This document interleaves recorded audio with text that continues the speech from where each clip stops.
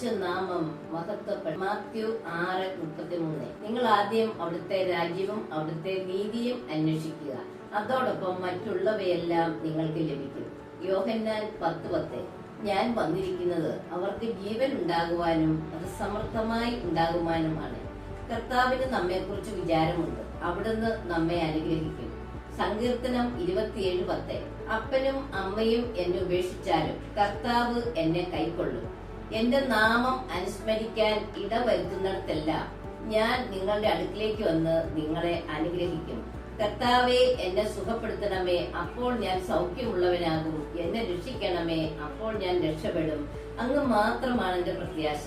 കർത്താവെ, എനിക്ക് വീണ്ടും ആരോഗ്യം നൽകണമേ, എന്റെ മുറിവുകൾ സുഖപ്പെടുത്തണമേ. കർത്താവാണ് എന്റെ ഇടയൻ, എനിക്കൊന്നിനും കുറവുണ്ടാവുകയില്ല. കർത്താവ് നിങ്ങൾക്ക് വേണ്ടി യുദ്ധം ചെയ്തുകൊള്ളും, നിങ്ങൾ ശാന്തരായിരുന്നാൽ മതി. യോഹന്നാൻ 14:18. ഞാൻ നിങ്ങളെ അനാഥരായി വിടുകയില്ല. ഹല്ലേലൂയ.